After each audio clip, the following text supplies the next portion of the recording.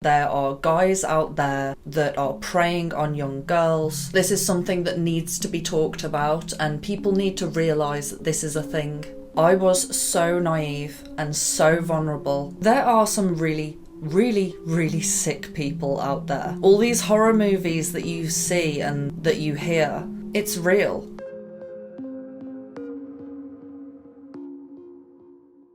Hi everyone, welcome back to my channel. If you're new here, my name's Andoer Monopod. I'm an independent music artist from the UK, and I also used to be a model. I say that with a very dark tone in my voice because I don't actually feel proud of that title. It was something that I spent such a long time aspiring to be, and now that I'm older and I've got so much more self-respect and dark experiences from the modelling industry, I don't really look back at that time of my life and think, that was great. And I feel really inspired to do this video because I want to give people a different perspective. I know that there's so many girls out there that are probably thinking the exact same thoughts that I used to. They probably look at the models in the magazines and they think, wow, I'd give anything to be like that. And today I want to spill the tea. Well, not just spill the tea. I'm just going to throw the whole kettle over. I'm going to tell you the dark truth of this industry. I'm going to tell you my experience, my pitfalls, the stuff that I learned on the way about the industry in general. And I'm also going to put out a massive precaution for people's safety. And I'm also going to be giving some advice and some tips on what to look out for when you are trying to navigate through this industry. Yes, I'm going to be talking about photographers and the way that they are and just how unregulated everything is. So let's just get straight into it.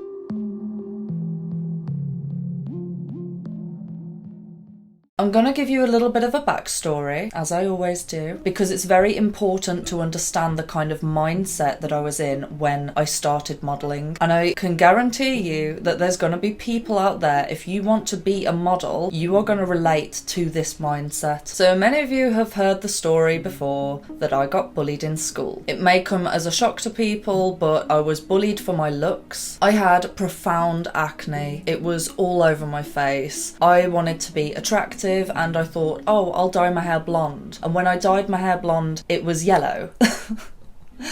And I just looked like a hot mess, really. Or rather, I was led to believe by the bullies. I went through every single day of school having boys move to another end of the room because they didn't want to sit next to me. The girls were moderately nicer until a certain point. And every single day, I was just told, you're ugly. Every single day. And that belief became so embedded in my mind. I was convinced. I just looked in the mirror and I was like, I'm hideous. That's how I felt. Now, as I got older and I dropped out of school because of the bullying, I started to mingle with different groups and my creative flair started to come out. During my goth days when I was 14, I started to get into the art of photography, and I had friends that were photography students and we used to take all sorts of like gothic pictures and stuff, and that's what gave me a taste for the modelling industry. By this point, because I'd started to learn how to apply makeup properly, or kind of properly,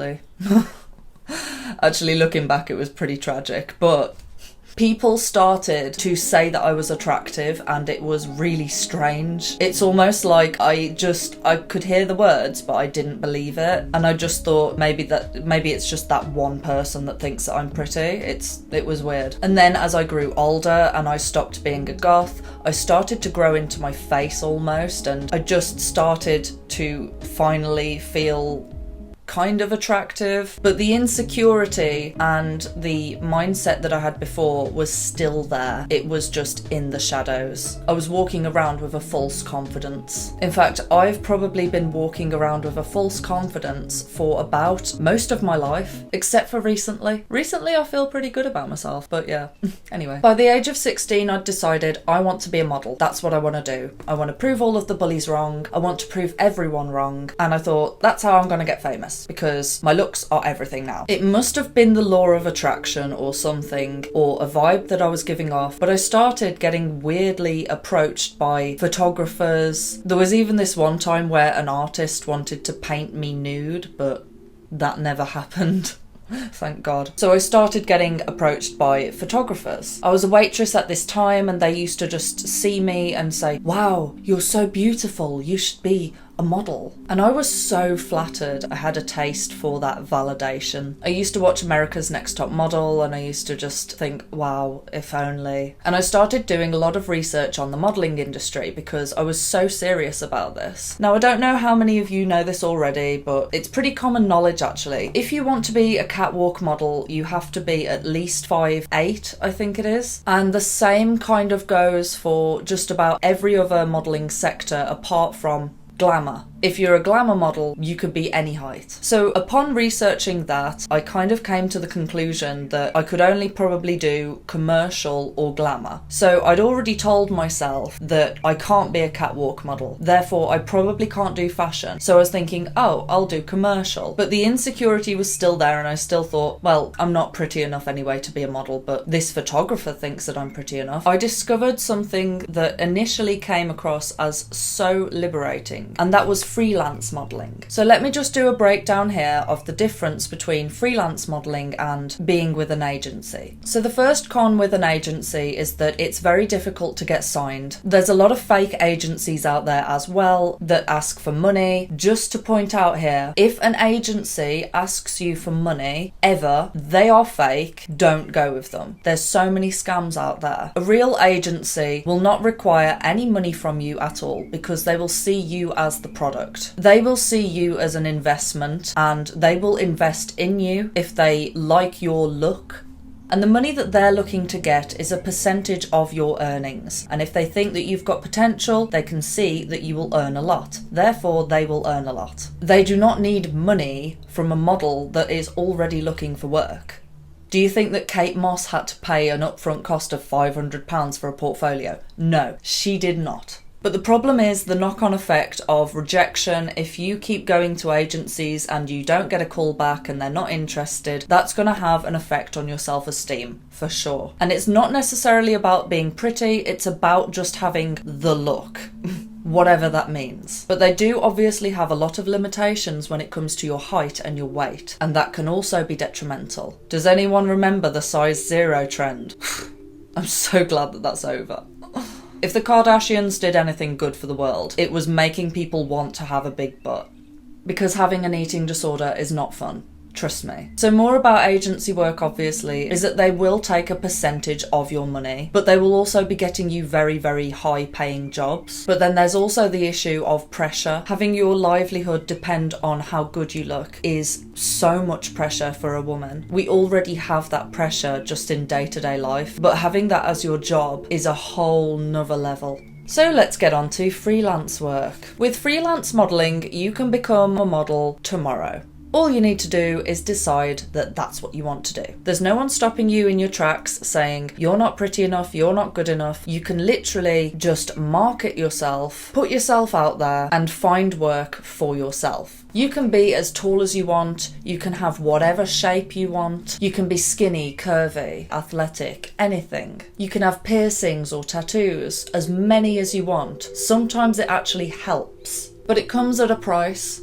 Your safety. Working with an agency should ensure that you are safe and that you're working for real photographers for real genuine work. Whereas with freelance modelling, you could be meeting anyone. And this is what happened to me. Every single new job that you do will be with a new photographer. And the only thing that you have to base his credentials on, I'm saying he because most of them are men. Surprise, surprise. But you basically have to do all of your own research on each individual photographer. And still, even then, you don't know what they are. You don't know who they are. Anyone who's dabbled in the UK freelance modelling industry will know exactly which sites I'm talking about. I'm not going to name them because I don't know whether I could get sued or something, but there are a select few modelling sites. There's probably about 2 or 3 that are the main ones. They advertise themselves as a platform for models and photographers to come together. When you go onto the front page, the moderators have picked some really beautiful photos to show showcase what you could create and that you could be at the front page of this website, and then more people will discover you, and then you will feel established and potentially get work. But when I started getting into this, I had absolutely no idea what I was getting myself into. Luckily, I do not have too many horrific stories, but I do know people that have. Don't get me wrong, I've definitely been harassed, I've been manipulated, I've been used. There's been countless occasions where I've felt uncomfortable, where I've been encouraged to do things that I don't feel comfortable to do. There's been plenty of occasions where photographers have tried to touch me inappropriately without my consent. And now that I'm older and far, far wiser, I can see how disrespectful it all was. But if that doesn't scare you enough or put you off, I know many, many girls that were doing the whole freelance modelling thing. I still have a lot of them on my Instagram and I'm still friends with them, but they've had even worse experiences than me. And if you're still thinking that it's worth taking the risk, there was a story in the news about a girl that was local to my area. I'm not sure how much detail I can go into this, and I don't want to draw negativity to my channel, but she'd used one of these modelling sites to connect with a photographer. He invited her for a photo shoot and she was murdered. There are some really, really, really sick people out there. All these horror movies that you see and that you hear, it's real. It is real life. I don't like to think about these things because it really, really has a horrible effect on my mental health, knowing that there are guys out there that are preying on young girls. But this is something that needs to be talked about, and people need to realise that this is a thing. When I started modelling, I was so naive and so vulnerable, and I had no idea how transparent that was. Now that I'm older and I'm so much more wise, I have so much self-respect and I do not waver on my integrity. I've realised just how easy it is to see through people. Most of these photographers that I'm talking about range from any age between their late 20s to 70s. They hide behind this image that they are just interested in the creativity. They'll say stuff like, I just love the woman's body and I just think it's so beautiful. They don't tend to be passionate about any other type of photography, and they'll use all sorts of terms like, let's do some art nude. And they'll always hide behind the idea that this is all just creative, it's all for the art. It really bothers me as well because it's so selfish. It's so selfish that they are like this. Because think about it, right? Say for example, you are an insecure young girl, you've got your whole life ahead of you, and some photographer turns around to you and says, wow, you've got such a beautiful body. It's such a shame that you don't do topless. And you're in the moment and you're feeling confident because he's slathering you with compliments. And you just think, oh, it's no big deal. I'll just take my top off. The moment that you take your top off and have a topless picture taken of you, you cannot do any other modelling. I'm pretty positive that you can't get into beauty pageants. They won't allow glamour modelling photos to be surfacing anywhere on the net. It can cause so many complications when you're looking for other work or jobs. These photos can be sold on porn sites. You have no idea where these photos are going. And the worst part about it is that most of the time with these modelling sites, there is no money exchange. They all use this term time for prints, which basically means you don't pay them any money and they don't pay you any money. But you're getting naked for free and they are taking photos of you, and somehow that is an equal payout. Anyway, on these modelling sites, there's a number of photographers that are revered as kind of like photographer goals. They always crop up on the editor's page, conveniently. Their photos are amazing, and all the girls want to work with these photographers. Back in the day, I approached one of them and I said, hey, I'd love to do a time for prints shoot. Bearing in mind, I was looking to build a modelling portfolio and I was only willing to do lingerie shots. response. He replied with a very, very short, cocky response and said to me I would need to pay for photographs from him, fair enough, but then also said, you don't work up to the levels that I want you to work to. Now let me just explain to you what levels mean in photography and model terms. Levels are a polite way of saying how far you're willing to go in a photo shoot. Basically, how much clothes you're willing to take off. Starting at the bottom of the pile of models that don't want to take off their clothes, you've got fashion. Then above that, you've got lingerie and bikini. Then you have implied nude, which means you won't be showing anything, but you are technically nude. Then you have art nude, which is near enough the whole caboodle. Then you have erotic, and then you have porn. I know that everyone's trying at the moment not to offend any sex workers, and don't get me wrong, I do not slut shame. The gripe that I have is not with the women. It is not with the women. It is with the exploitation from these men. A woman's body is sacred, and coming from someone who has taken implied nude photos before for artistic purposes, and from someone who used to love flaunting my assets and felt empowered by it all. Don't get me wrong, I still post the odd booty pic on Instagram because I work really hard for it, so why not? But what I'm trying to say is that the effect on a woman's self-esteem when she gives away part of her body and she doesn't feel comfortable to do that, the effect that it has mentally when years down the line you suddenly regret showing parts of yourself where you were vulnerable and you can't take that back. A lot of people want to look at it black and white and just see a girl that's showing her body and say, oh, she's a slut, and then see a girl fully clothed and say she's not, she respects herself. But it is not black and white. Nowadays, you don't know whether you're doing right or wrong in society. You get ridiculed for everything.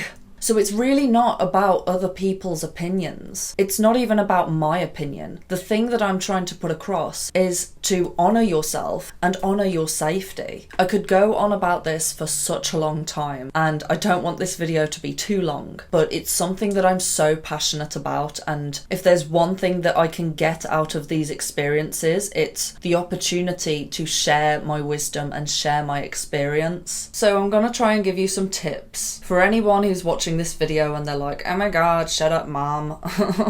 If this video can save one person from having a traumatic event happen, then it's worth it. And if this video can reach out to loads of people and people can know and be warned, then yeah, that's my prerogative. Tip number 1, do your research on the photographer. And I mean research. Don't just look at the reviews for that person that's publicly posted. Message the models that they've worked with and try and get some good advice from them and be reassured that this person is not a psychopath. That's tip number 1. Bearing in mind that these sites usually work on a review for review basis, so the photographer usually does one shoot with the model and says, hey, write a review for me. And then the model's had like one good shoot with them and all of a sudden they've written a great review saying this person is amazing, like blah blah blah blah blah blah blah. But you don't know whether they've went for a second shoot with them and then suddenly it's turned upside down. Things have started to go wrong. You want to be vigilant. Tip number 2, always make sure that you let someone know where you are going. Make sure that they have their phone on them. Text them before the shoot, when you arrive at the shoot, halfway through the shoot, and when you are on your way back home. Just keep someone informed, for the love of God. Maybe even get hold of their reg plate and send that over as well, just in case. Tip number 3, don't do anything that you're not comfortable with. If they start to touch you inappropriately, or if they try and encourage you to do stuff that you don't want to, try your hardest to gauge the situation. Do not waver on your boundaries, and I would probably recommend to just get that shoot over and done with as quickly as possible and just come home. And don't leave a good review for that person. Tip number 4, buy a rape alarm. Honestly, people might think that I'm being extra, but I'm not. It's your safety at the end of the day. And tip number 5, don't do freelance modelling.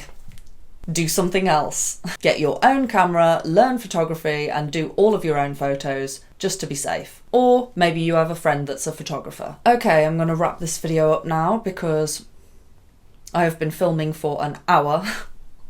This video does have a very serious message, and I try to lighten it up at times because it is a very dark subject. I want you guys to know how I really felt about the modelling, and it's not all what it's cracked up to be. I am more than just my looks, and I've realised that now. If you like this video, make sure to actually drop it a like and a comment just to help the algorithms, because I really want this video to get out far. Hey guys, sorry my camera cut off. Make sure to subscribe and hit the notification bell. Love you, bye!